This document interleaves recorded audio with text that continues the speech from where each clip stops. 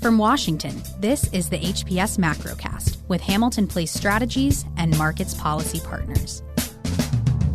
Good morning. Welcome to the Macrocast. This is Tony Fratto with Hamilton Place Strategies, coming to you from New York City, back in the city. Brendan Walsh and John Fagan are in.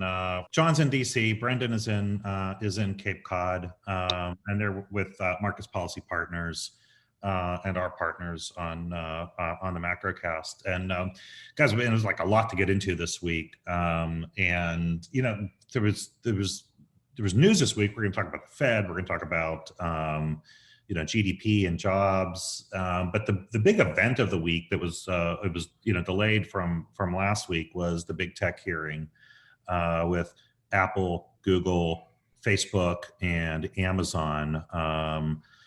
For now iconic American companies that were hauled up to Capitol Hill for antitrust hearings. That it's I say this like not in jest, but it was like, this is my view on this. Is they happen. I thought it was bizarre to have an antitrust hearing with four companies who all see each other as fierce competitors.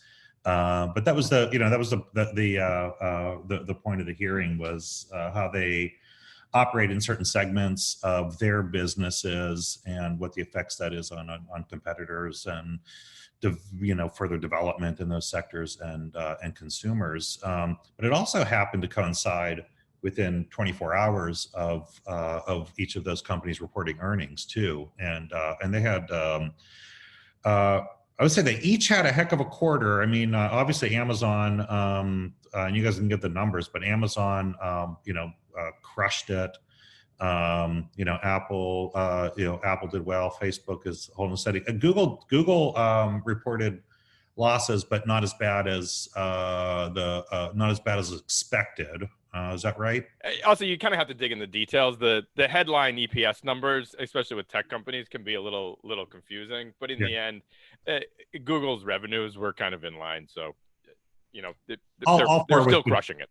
all four crushing it. All four having terrific quarters. And other but especially Amazon. Amazon beat by $8 billion.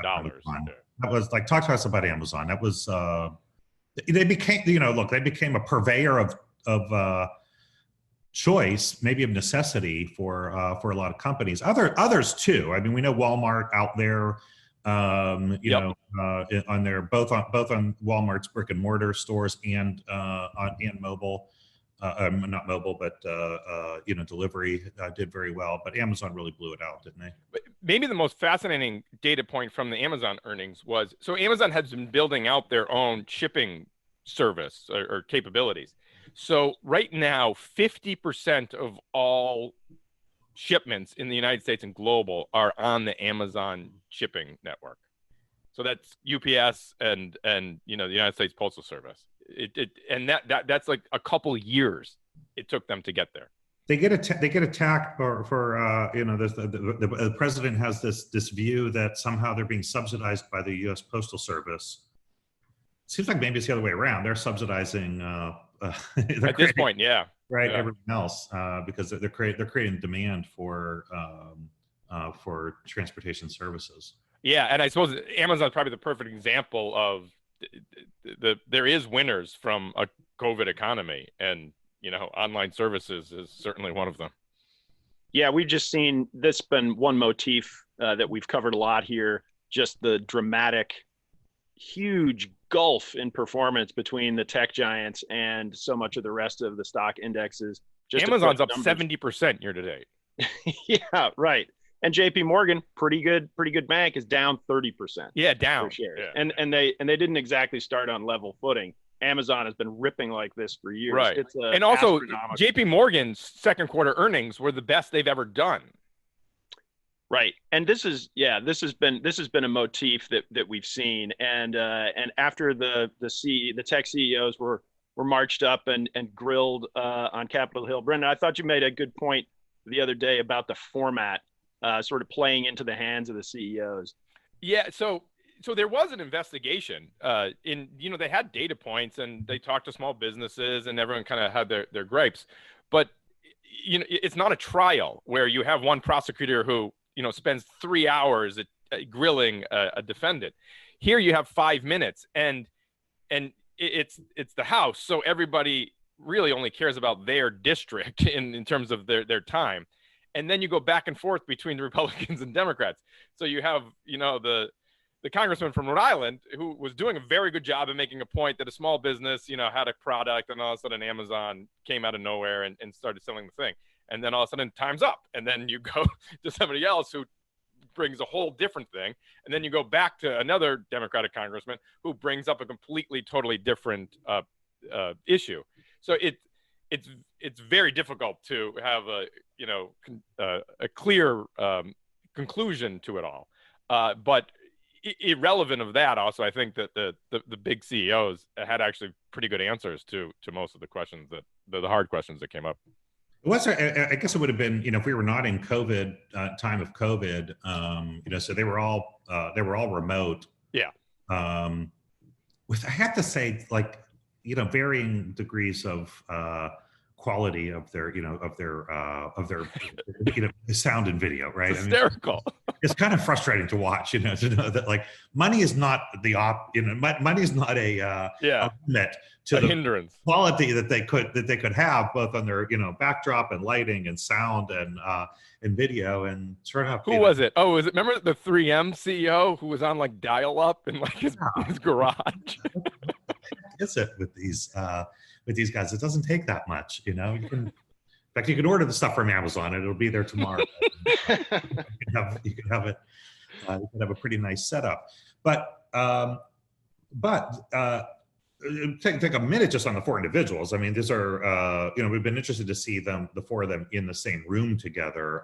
If we were able to have this meeting in person on the Hill for some of the richest people in the world, certainly the case of Zuckerberg and Bezos, who have own considerable amounts of their companies. It was Apple and Google guys. They just worked for them. They didn't even found it anything. So they're not even in the top 10. Yeah. I'm sure they're doing fine. I'm sure they're doing fine. But the companies themselves, I am a defender of these guys. I think they're just incredible innovators, and and I do push back on this, like, the breakup of these companies. It's not that they haven't made mistakes, and it's not that they're perfect. None of them are, but they're amazing innovators, and they're global world leaders on the things that they're doing. And as an American, I'm proud of that, and like to see more American companies innovating like that and growing. So but they are very. And I think that's a really important point, because a lot of the questions they were right. Probably there was some overreach on things, and all the CEOs address it, but they were kind of one-off issues that can be fixed. It's not a structural problem with the companies. It's like any huge company, you're going to screw up sometimes. But there are in the case of take Amazon. In the case of you think of them as this like behemoth on retail, but as a share of overall retail, they're not. They're a slice of that business. Right. But I would say that the four of them together, and you could probably throw a couple others in there, like Microsoft. I mean, the share of how did Microsoft get out? Why was Microsoft there? People forget how dominant Microsoft is, the things that it does. But how what the share of market cap in in the S&P of these companies is pretty. It's pretty compelling, right? I mean, especially after this year. And especially after this year, and after what we just and after the last few days, we're going to see that grow. There are other companies we don't spend a lot of time talking about that are also racing up that chart. Like it also reported this week, like PayPal. Yep. I saw something. PayPal's now I think the 17th largest company in the S&P by market cap. And again, it's a winner of COVID. So the cashless payments and the acceleration of online payments that checks all the box for PayPal, and they've done a great job of positioning themselves to be there to capture that opportunity. Also, go ahead, John. One of the aspects that market dominance that we've seen of these tech behemoths really makes policy that is directed toward them, like an antitrust policy, it makes it fraught with risk, because as we all know, market reactions and market forces have the ability to thwart policy outcomes. And certainly if you were on Capitol Hill and you felt like these companies were anti-competitive and hurting the United States business landscape, and you wanted to do something about it, you would have to contend with the fact, in your cost benefit analysis, you'd have to contend with the fact that you might get a real blowback from the markets. Yeah, and people would get punched in their 401ks. But antitrust is interesting because there really is a way to spin this in kind of a pro Wall Street or, market friendly kind of way, which really is that unlocking value story. And it may not be one that you believe, but it is there. And you get people on Wall Street who would say, I would love to, be able to pick and choose and, invest in YouTube and invest exactly. In because when it comes to Google, investors have been pushing Google to break apart for years. They want to create value. And that would be if you were sitting on Capitol Hill and you really wanted to make the case for antitrust, it's always in a very negative way. There's a positive way to make that case. It's true, and it's a guess on where those businesses are going long term, though, isn't it? I mean, Well, actually, a great example of to push against breaking up, going back to PayPal. So PayPal was part of eBay. It was eBay's payment option, and I guess it was 5-6 years ago they spun PayPal out of eBay because they realized that they weren't capturing the value of PayPal within the eBay multiple.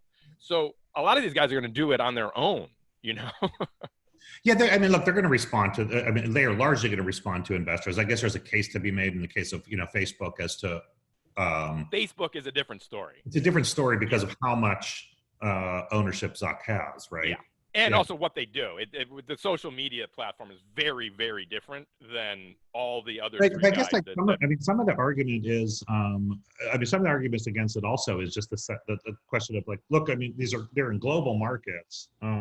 Their Chinese competitors are enormous. Yep. And in a global market, you can't fight big boats with small boats.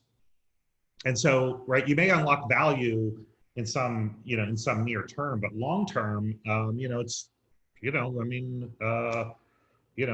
like Motorola, like there are companies out there that were on their own that were good companies like Motorola and others, and no one's buying Motorola phones today, and other companies that didn't have scale and reach and network effect. Was it long ago that Nokia was one of the top, one of the 10 biggest companies in the world? Yeah, I remember I think it was The Economist when Samsung had the flip phone, the Razr phone, and they're like, so it's over. This is the perfect phone.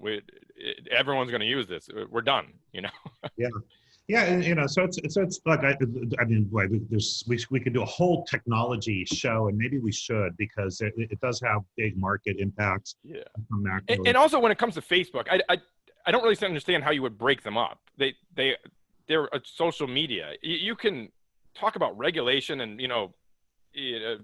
Russian interference and politics. That's a whole different story. But what do you break apart at Facebook? I don't fully understand that part. Well, I guess they would want to break apart, break off Instagram and break off WhatsApp. Yeah, but again, it's really just a different, color shade to the same thing. Well, maybe WhatsApp, but I don't know. Maybe.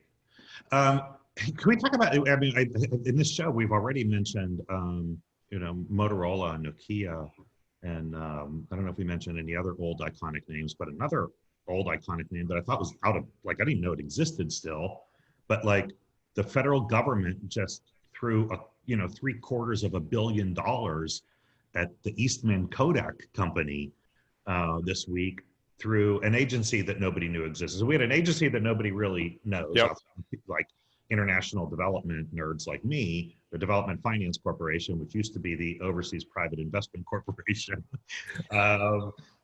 development arm of the United States government for overseas private investment invested in a U.S. Company that I didn't know was still actually in business, and that was Kodak, to produce pharmaceuticals. And this and was, I've been walking around with "Don't take my Kodachrome away" for the last 4 days in my head. it's been in my head too. Yeah, it's been in my head. This is like it's a weird thing, right? I mean, like I don't know what I mean. There are no bingo cards with this in a box, right? Yeah, Like, but I mean, I'll let John speak to it. But months ago we talked about this. When we were talking to some of our contacts in the national security, and when the virus hit, and they realized how weak a lot of our supply chain is, it became a big issue. So while Kodak being the one that got the loan to make drugs is a surprise, the fact that it happened isn't a surprise. but the fact that they used the Defense Production Act to try to address it's novel, right? And yeah. the International Development Finance Corporation, which is, as you said, Tony, the rebranding or the reformation of OPIC, Overseas Private Investment Corporation. Both of those, by the way, sound like the Bond villains company, or like the Bond villain fronts. They all wear jumpsuits there, and there's a guy with metal teeth. But remember when we used to walk by OPIC, when we used to go to the office and go out to lunch and things like that? Yeah, it really flew under the radar. Look, I have a close relationship with OPIC and the overseas and the DFC, and it was I'm on the board of the Center for Global Development, and we were early proponents. And my colleague on the board, Rob Mossberger, former chair of OPIC.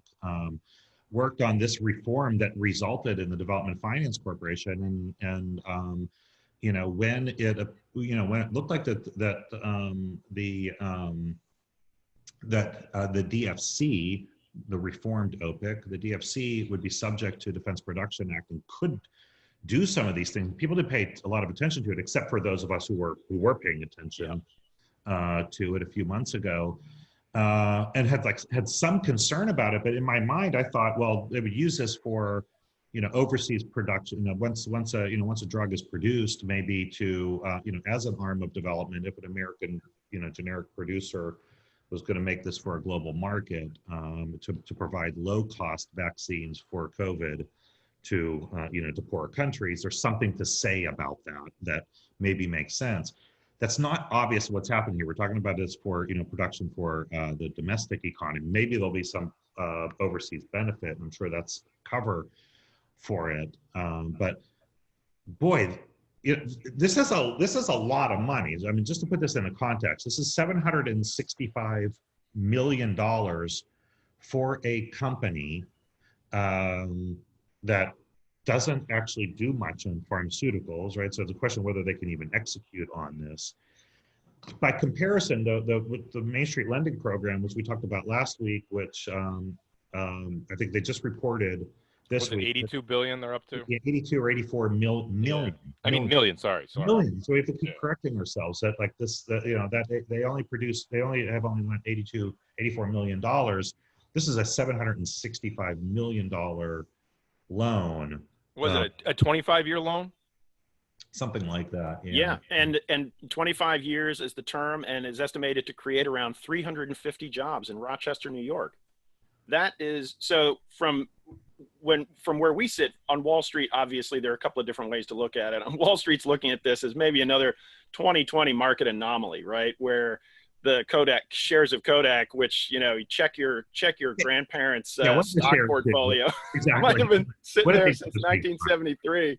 All of a sudden, you get a little bump. It's up, almost 1,300% this week. And so there are commentators that are kind of lumping this along with the other crazy market action we've seen this year, like shares of bankrupt Hertz spiking northward, and they chalk it up to another sort of Robin Hood day trader. The merry band of Robin Hood day traders surging into Kodak stock in another pump and dump kind of situation. The other way to look at it is from the Washington, D.C. angle, which is this is a really serious expression of a really serious policy.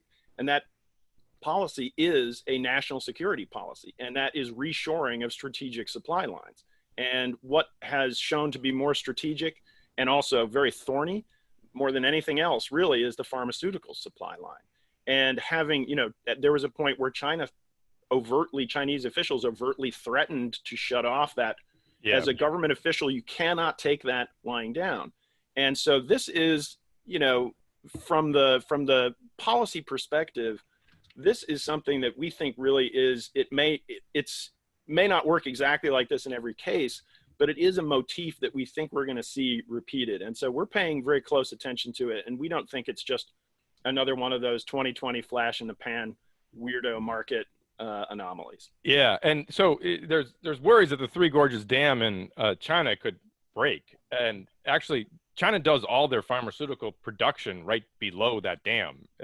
That's where the electricity comes from. So there is legit national security issues on our pharmaceutical chain. It's 2020, so the dam will break because and there's still time for a meteor or something else. What happened to the murder hornets? Are they still around? They're around. I don't think they made it our way yet, but they're coming. We did have locusts. Locusts are still ravaging Africa. We haven't talked about that, but we're getting everything this year. So, hey, we had the Fed this week. We have phase 4 negotiations. Why don't we take a break here and come back and dive into the rest of the news this week. You're listening to the Macrocast. Markets Policy Partners provides sophisticated financial market analysis that is independent, accessible, and actionable for a broad audience. Learn more at marketspolicy.com or visit them on Twitter @marketspolicy. All right, we're back on the Macrocast. We had an FOMC meeting this week. No big change on policy, but we got our press conference. We're not going to see them again until September. So this is like the last.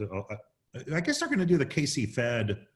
When are they doing that? Jackson Hole. They'll do it virtually.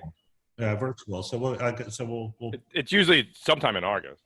Later in August. So we'll get that again. But this is one of the last times we'll hear them officially.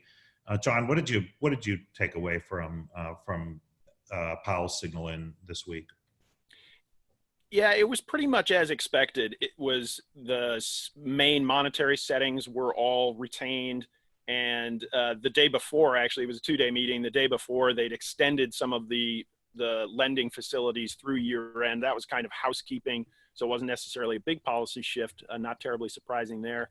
And although one of the last times we saw Chair Powell speak was kind of his buddy movie with Treasury Secretary Mnuchin up on Capitol Hill, where Mnuchin was his typical upbeat and optimistic self about the economy. And Powell sounded a little bit more upbeat at that time, but he sort of reverted back to form here. We've certainly heard some pretty dour pronouncements from a lot of his colleagues, a lot of his Fed colleagues, and other FOMC members over the past few weeks. And Chair Powell's messaging really was right in line with that. Very focused on the downside risks to the economy going forward, very focused on this resurgence of the virus and what that means for the recovery. Resolutely dovish, sticking with the ultra accommodative monetary policy. And that is really the meat and potatoes of it. The very dovish atmospherics of this put Treasury yields ever lower. We've now actually gotten not below the intraday low, but 10-year Treasury yields are below their close from March. This is, just above 50 basis points. This is really bottom fishing for the 10-year yield. And the dollar has been under a lot of pressure over the past month and change here, and the Fed, nothing that the Fed did or Chair Powell said really did anything to change those trends. It accelerated them to some extent. So the big attention was on the extent to which Chair Powell was going to delineate some of the thinking of a policy pivot that is expected in September. And it was pretty thin on the ground on that front. He said that the deliberations were still going on, but in his accompanying press conference basically suggested that what they're going toward is kind of a more clear expression of a lot of the guiding sort of tenets of their monetary policy that they already have, which sort of suggests that they might pivot to what people are calling enhanced guidance, but really keying in on that 2% inflation target and full employment, and really just putting specifics around what is already pretty well understood to be their mandates. The so weaker dollar obviously helps them right now, right? I mean, it's right. I mean, yeah, broad dollar indexes are about a 2-year low. That tends to be reflationary. If they're making a push, a really concerted push for reflation, that's an important part of it. But you know, that 2% inflation target's a long way away. Long way away. I think well, we just had the data come out. So headline is at 0.9% year over year, and core is at core is at 0.9, and headlines at 0.8. So I mean, it's going to be years before you get to 2%. Yeah, I think he said. What did he say? He said we're not talking about inflation. We're not even talking about inflation. I think he actually had a third talking about. There might have been a third one in there. We don't use those. We've taken those letters out of the alphabet in our discussion. Well, Brendan, you made a good point on the inflation measurements and the sort of dead weight that's going to be in the center of these statistics over the next few years. Yeah, because of housing. So the way we compute housing, it's not how much your house is worth, it's how much you can rent your house for. And heavily within that component is cities. So we're seeing rental prices in cities drop, in the suburbs go up a lot. Yeah. But as people escape the city for COVID reasons. So unless the BLS fixes their methodology, that's going to be a huge weight, because in core CPI, it's 40%, housing's 40%. And in core PCE, the one that the Fed prefers, it's still 20%. So if you know, rental prices in cities, in the big cities, are going down, it's just very difficult from a math standpoint for inflation to significantly pick up. Really fascinating. We then got data the next day. We got GDP and initial claims. GDP minus 32.9 annualized, somewhere in the 9.4, 9.5. The Q2 we can get into annualized versus quarter-on-quarter debate. I guess in the Great Depression we did have one bigger one, but this was the second biggest, worst quarter ever. Like we said, we don't even really know what these numbers are. We just know that they're really, really ugly. And exactly. We have to go back and benchmark them eventually. And but one thing we don't have to benchmark, because it's a real hard number, is initial jobless claims. Those are reported numbers, not models, and they're going in the wrong direction, aren't they? I mean, we had I think 16 or 17 weeks of declines off the worst weeks that we had at the beginning of the shutdown. We'd seen declines, and then we now have a few weeks in a row of increases in jobless claims, and stubbornly above, not just over 1 million, but at 1.4, we keep going up a little bit.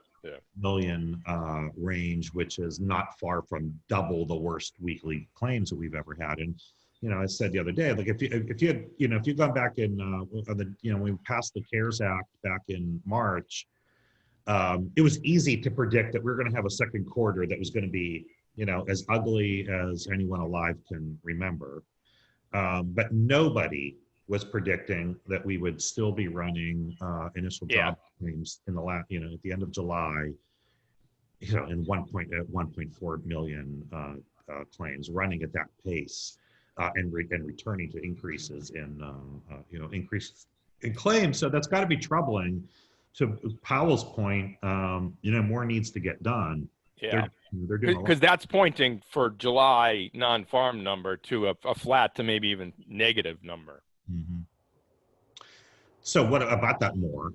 We got phase 4 negotiations breaking down right now of additional stimulus, unemployment insurance bonus checks of $600 run out today. This is the last week that anyone will get those, unless something flies into the rescue over the next week. But it doesn't look like that's really going to happen. We'll see. Yeah, what's your prediction? Do you think Trump seems to want to have a couple week extension to on the unemployment, or to extend everything as is to keep negotiating? Do you think we get an extension, or we fall off the cliff? I think by the end of I think by next Friday we're actually going to get something passed. And there's actually a lot of agreement. The areas of agreement are PPP. Yep. Better targeting PPP and making sure that continues to be well funded. Both there's bipartisan agreement on pretty much on how to do that. $1,200 checks or whatever maybe they'll change negotiations, but sending checks to people probably $1,200. Bipartisan agreement on that. Money for schools, bipartisan agreement. Be a lot of money going to schools to help with reopening. There's disagreement on money for states and disagreement on liability reform, and that looks like a trade, right?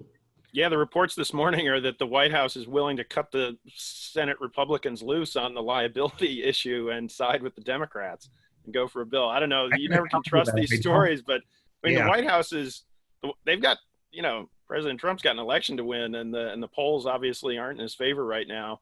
Going to the mat on something like liability insurance, if that's going to cost you the more politically important, by their perception, unemployment benefits, aid to states. I think that we've heard from mixed messages from the White House on it, and our guess is that they'll probably say yes to it. It's not a political vote loser in a lot of these areas, and they'll probably drag enough Senate Republicans to go along with them. But it's a fluid situation. I got to tell you, I'm going to take the other side of that, John, and that is because I have never ever seen, Mitch McConnell, go back on something that he says as absolutely as he said about liability zone. What he said was, "I will not bring a bill to the floor of this chamber without liability." So there will be, my views, there's going to be something it doesn't matter what the White House says. That's his chamber. And when he says something that definitive, I think it's going to be in there. And now I think he's weakened. That's important. And he's weakened his negotiation. So if he was trying to hold the line on money for states, if you're Democrats right now, you say, well, like, there's the trade. That's it. There's the trade. Money for states, and you get liability shield, we'd heard that the Democrats weren't so desperate to get liability out of the bill, as long as it's reasonably stated, and so maybe that's the ticket, and that means sort of splitting the baby between 3 and 1 trillion. You get to 2 trillion, everybody's happy. Take an August break. Go out and run for re-election, right? Bingo.